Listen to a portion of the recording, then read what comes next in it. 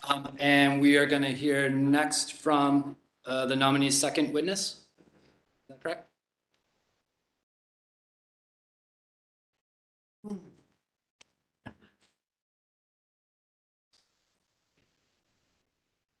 Thank you for being here. Thank you. Good afternoon.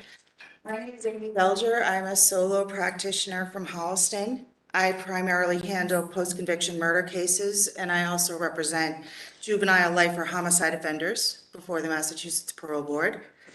I met Colette Santa once she was appointed to the Parole Board, and she and I have certainly had our differences over the years. We perhaps disagree on more than we agree on. However, I value her contributions as a board member for what she brings in her unique experience and life journey to the board. Not only is she the only native Spanish-speaking board member, she was born in Puerto Rico and was educated in Puerto Rico. I believe that representative government is important, and diversity of life experience and upbringing is important to an agency like the Parole Board. I think that lends legitimacy and credibility, and it enriches and strengthens our government when we have a diverse representative leadership. And I think that given that 1 in 4 prisoners in our DOC are Hispanic, to those who come before the board and don't speak the language and don't share the majority cultural history in this state, it's important for her to be there, and I value her as a board member for that reason. At the same time, I don't think that just diversity for diversity's sake is the way to do things. I believe that, I know that this council, either last summer or the prior summer, had refused to seat on the parole board a diversity candidate, and I understood why that happened. And so when I say that diversity for diversity's sake is not something we want to see as citizens, it is still one factor in the equation to consider that's very important. And I believe that Colette, over her tenure on the board, has shown that what she's contributed is the type of value-added contributions we want to see in trying to have government that includes a diverse leadership. She has the ability in the hearing room to see where fellow board members are using complex language, English language, and complex legal concept. And I have seen her be very attuned to the lack of capacity for the translator to convey the import and the meaning of the question and the clarity of the question to the candidate for parole that's non-English speaking. And I've seen her clean that up, right? And help facilitate understanding and comprehension on the parts of both the board members and candidates for parole who don't speak English. So I see that as a very unique contribution that she makes to the process.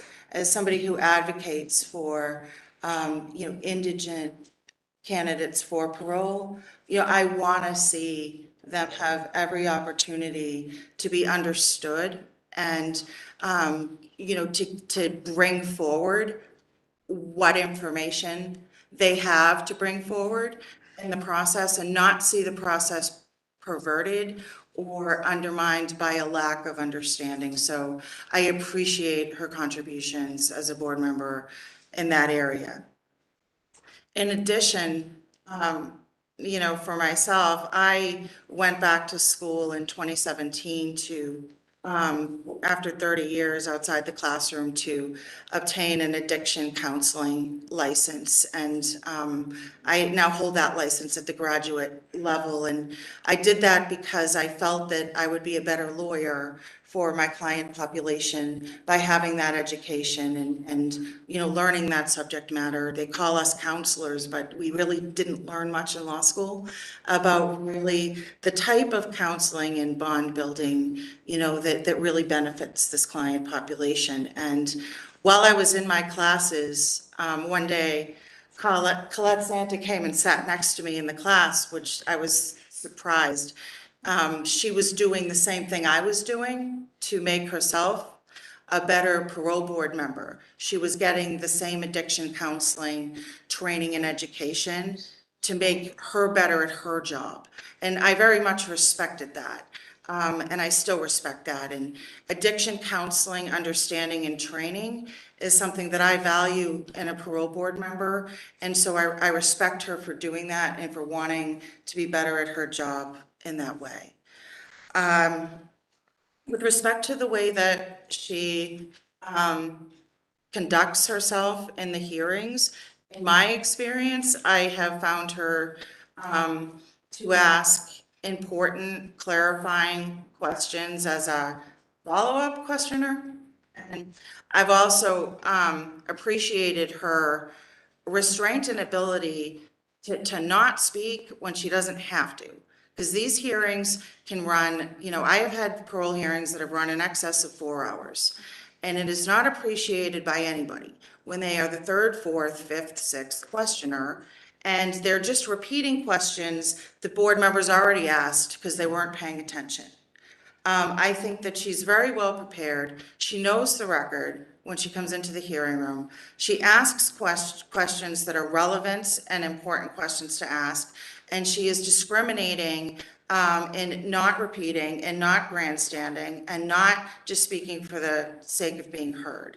So that I very much appreciate her as a board member, and I wish that there were more like her. So, you know, for those 3 reasons, I would say I value her contributions and I support her re-appointment for. Thank you very much. And with that, I'll open it up if any counselors. Thank you. I just want to say thank you for your letter. Until you sent the letter, I forgot that she was a lawyer, to be honest with you. That Colette was a lawyer, beside having her master's. And like, you know, 12 different jobs in corrections over the last 25 years from Puerto Rico to Massachusetts is quite remarkable. But the fact that you're here and talking about how you went to UMass and got the addiction certificate and she sat next to you while she was on the parole board of her own volition speaks volumes to me as well.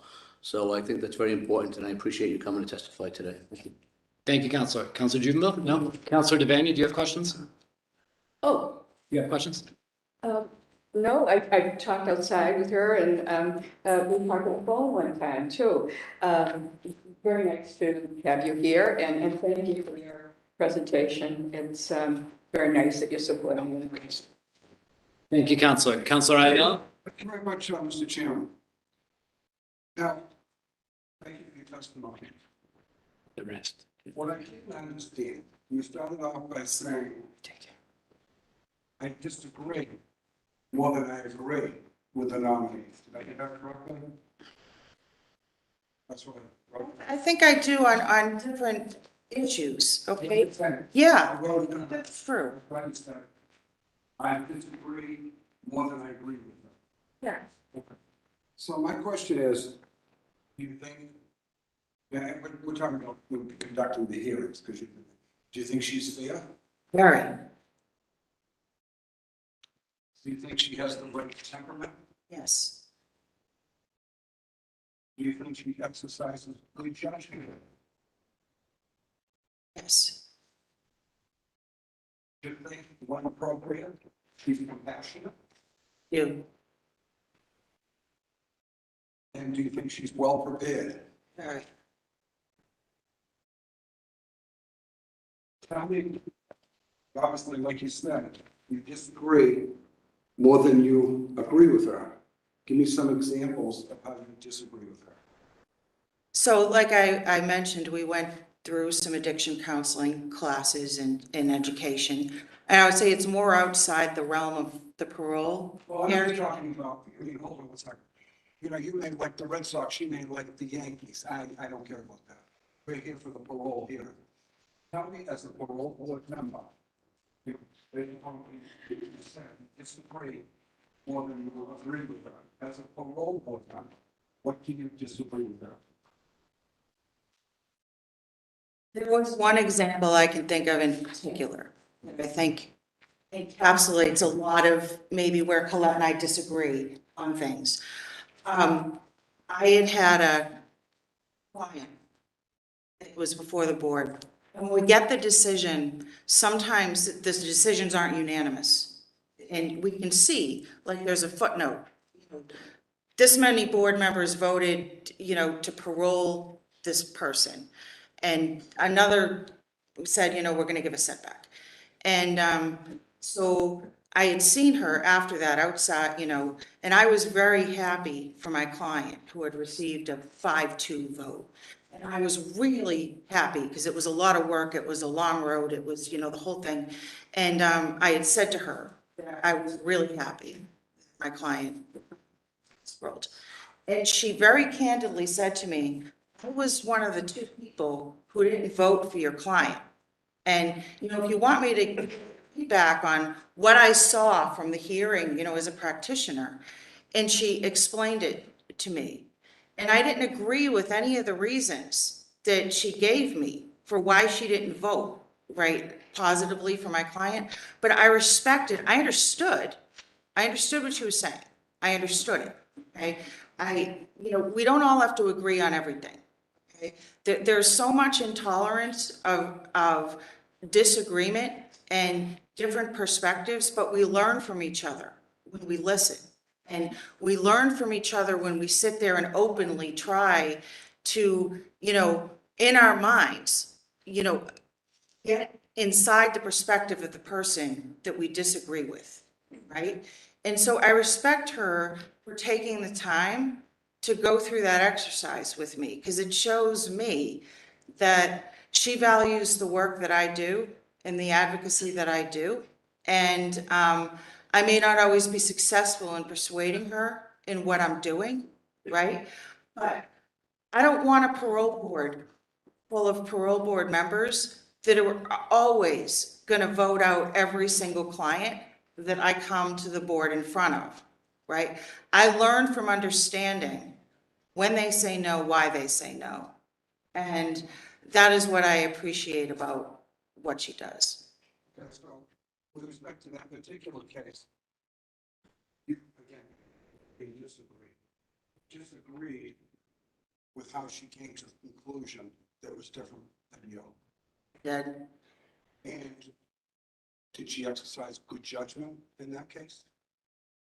I disagreed with where she came out. I do think she exercised good judgment.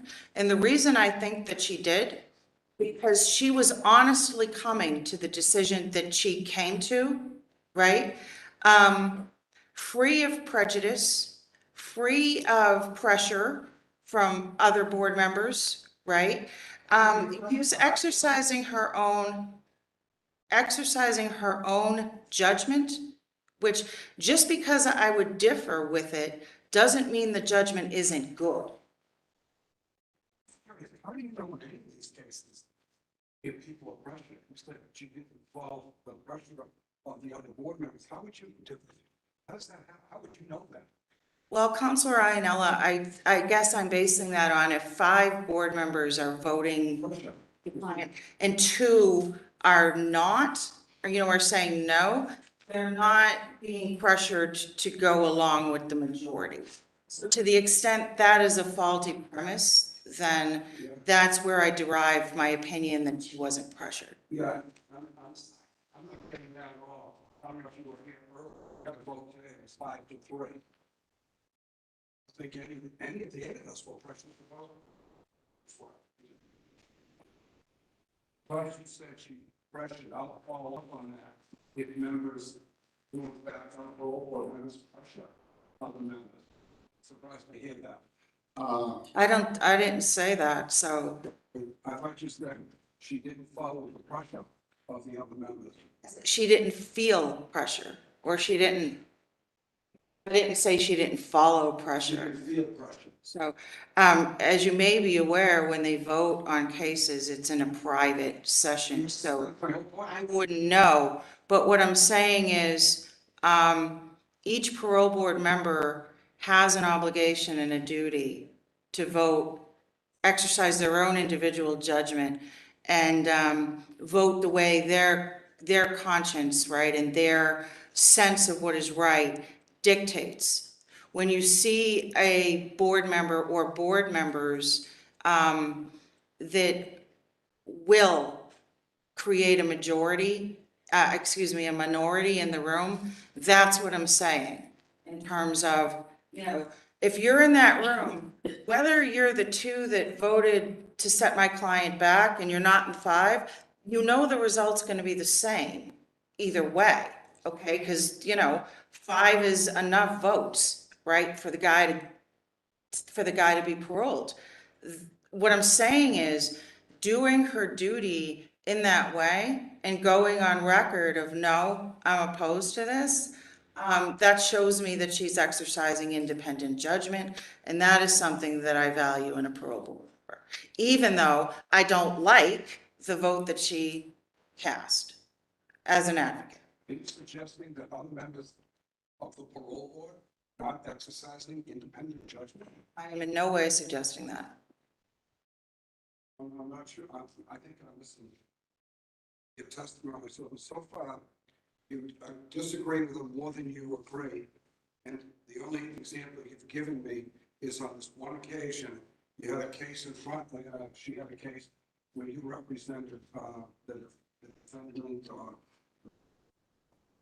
both convictions, parole, but the hearing, and she voted the other way. Other than that, these are all of us. That is not correct. If you could give me this one thing, succinctly, what other disagreements do you have? You asked me to confine my commentary to what goes on at the parole board. Yes. Yeah. So I have areas of disagreement with Colette that are outside the parole board work. And for that reason, I was able to give you a singular example of disagreement because you confined my commentary to stay within those parameters. I appreciate that. How important, I voted against a parole board nominee recently because to me, the phone important is folks who have a social science background. What's your thoughts on that? I think it's very important to have members of the parole board who have a social science background. I equally feel it's very important to have members of the parole board who are native Spanish speakers and who have training in addiction counseling. I believe that there needs to be a vast array of background and experience, and that's why I support Colette's renomination. My question is, as simple as I can. Does Colette have any, to the best of your knowledge, have social science background? To the best of my knowledge, she doesn't. I don't see it in her background. How many parole board hearings have you had in front with Colette? About. I would say about 6.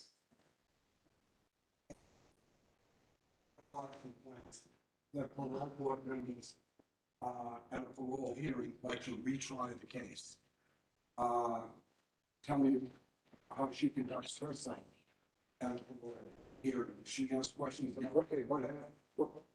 Basically, you know what I mean by. I do, yes. What does she think? I would say that in my experience in the hearing room, she's not a standout in either direction. I don't like it when the retry the case thing goes on in the hearing room. I appreciate that they need to sort of probe whether the client under oath is accepting responsibility, admitting to what they've done, owning their responsibility, has adequate remorse, has insight into what they did. I get all that. I don't like parole board members up there playing cross-examining prosecutors. I think that is completely inappropriate, right? So I think it happens in that room from time to time with respect to all of them. I don't like it. I appreciate that as well as Colette. Sometimes you don't want to let me know. she's middle of the road. I'm saying, yeah, not to stand out in either direction. I don't think any of them are innocent of that, quite frankly. How important is it? I don't know how I- but is, people who have a parole board should be remorseful, own up to it, how important is that in the parole? I think that there's a no one size fits all for that, and I'll explain why. If you have a client who is innocent, okay, or you have a client who was convicted of murder one, right, as a juvenile, or of second degree murder, the very truth of the matter may be that even though a jury came to the conclusion and convicted them of that crime, that is not the truth of the matter of what they did. What they did not involve malice, let's say. It honest to God did not, right? I don't want clients lying in front of the parole board because we have a system that demands responsibility for something that they actually didn't do. So, the acceptance of responsibility is something that I spend a lot of time working with my clients on and helping, or at least helping is the wrong word, I would say, try to facilitate understanding and appreciation in the board members for just because this is the official version that law enforcement gave you in the folder, and just because a jury reached this verdict based upon what that jury heard, okay, in the courtroom, doesn't mean that that is the level of responsibility that this person ever held for this crime. So, and it's really not a one size fits all thing because every offense is different. The facts get skewed and tainted and distorted in any number of different ways in the system. The system is imperfect, and trying to message that it is imperfect in that way, between the time of conviction and coming before the parole board is part of my job, right, as an advocate for parole candidates. You know, I have a lot of experience, probably more experience in dealing with parole board nominees than the entire council combined. Talking to members, either on the record, off the record, 99.99%. And I'm not saying, excuse me, I'm not saying it's fair. All we are accepting responsibility, being remorseful. Say that, like, if they don't do that, I will listen to this story, but very hard to get parole. And to me, that's so unfair because, what, 10-15% of the people who were incarcerated didn't commit the crime. I'm talking that second degree murder. I get that. You know, they didn't pull the trigger, but they were there, the felony murder. I get that. But I'm not really even talking about those types of cases. Some people, whatever it is, assault and battery, I don't know, whatever, larceny. They didn't commit the crime. And some people, some people will lie, and sometimes you can't blame them. To get out, they'll be remorseful, they'll say, oh, I should have done it, I feel so bad for the family and all this, but they didn't commit the crime. So I guess my question is, if you remember, what's Colette like? Again, I know you only had 7 years, and it's easy for you to say, I don't know. Is she one that really presses that all over and accept responsibility in your experience? And again, it's fine if you don't remember.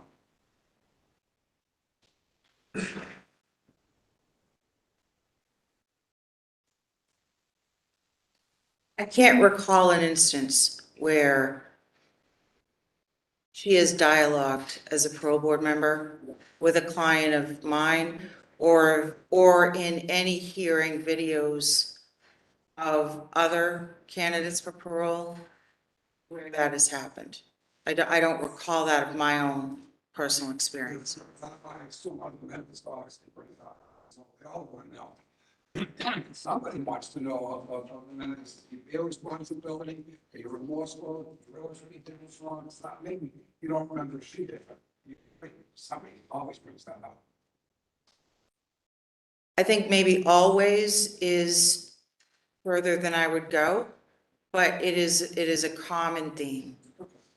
And you think if you had to, one way or the other, there's so many members that bothers me, so many members over the years. They think they're the judge, they retry the case, and you and I are on the same page in this one. I think it's unfair. The judge, the jury, they already made the decision. Now this person has been in custody for a number of years, I don't know how many, obviously, coming in the case. To me, parole's about rehabilitation, how they're gonna integrate back into society, are they remorseful if it warrants, what type of inmate have they been? Have they been involved in programs like that? That's what's important to me, rehabilitation. Would you think that she's on the same wavelength as what I just said? Yes, I would. Redemption is a very powerful part of the human experience, and we change and we learn, we gain insight into our mistakes. And basically, all the candidates for parole are people who made more egregious mistakes, more horrific mistakes than the rest of us as flawed humans.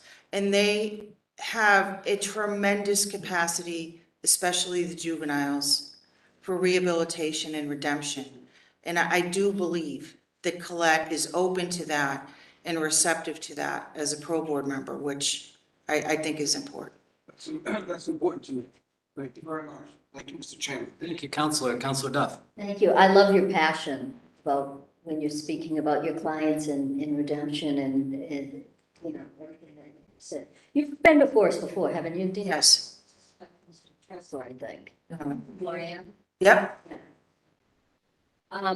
So have you ever seen the parole board parole somebody who hasn't admitted that they've done the crime, who said they're innocent?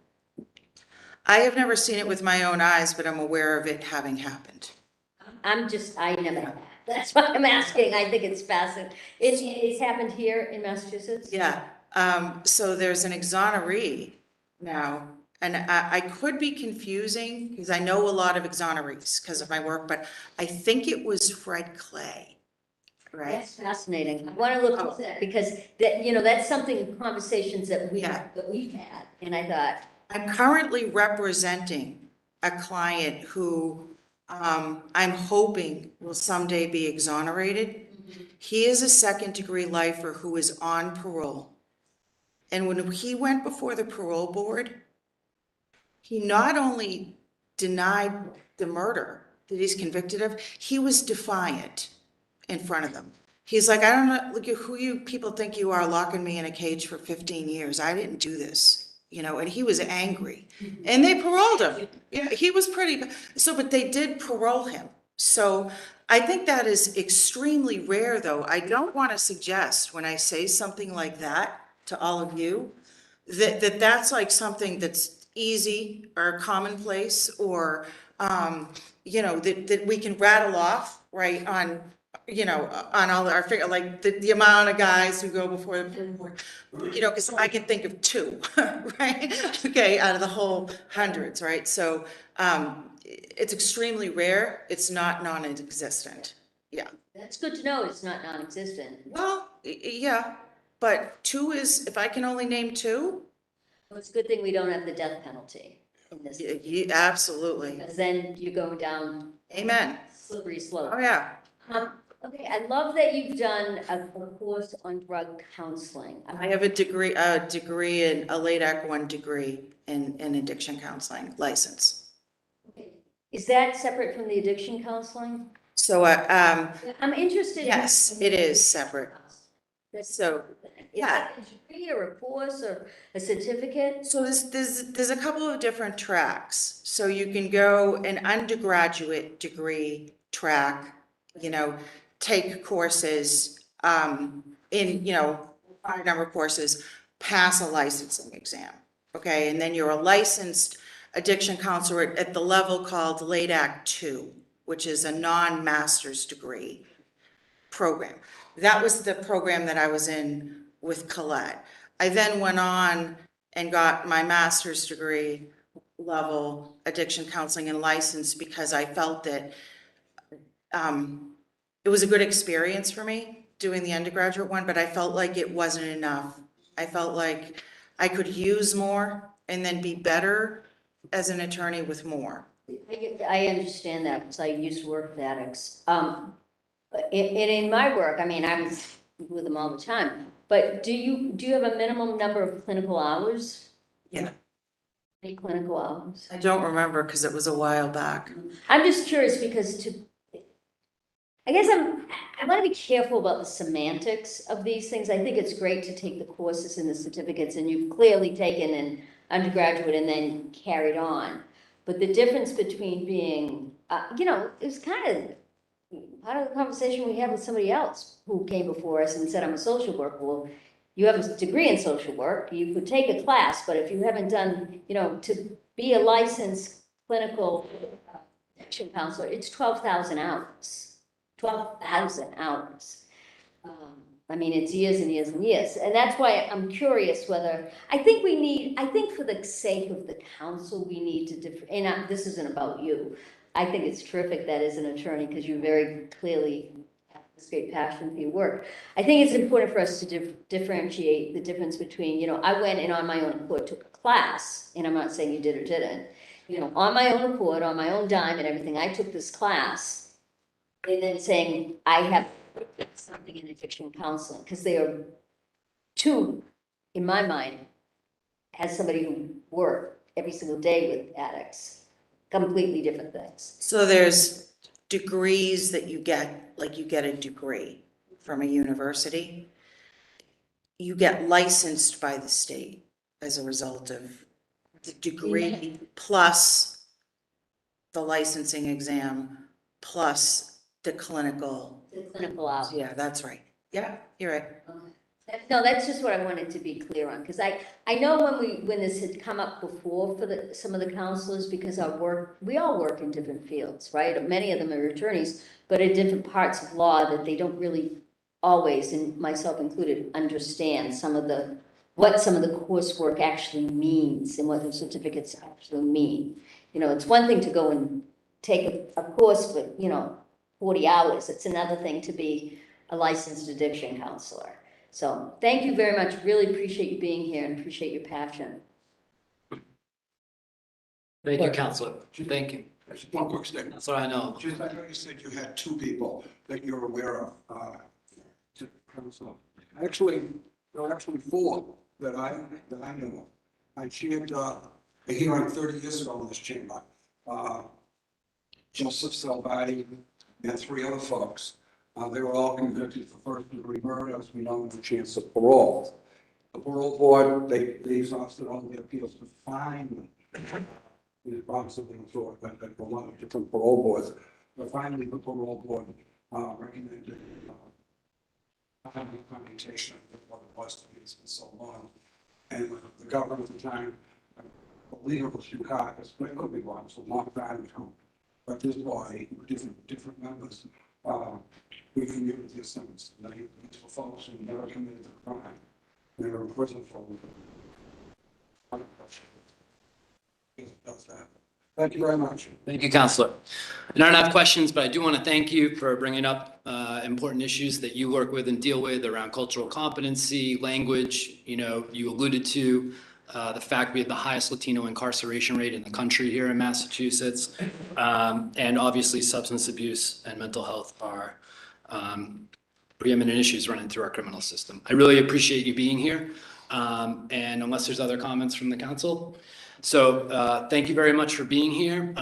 Because of our scheduling, we're going to suspend this hearing until Wednesday, August 3rd at 10:30 a.m. Thank you very much.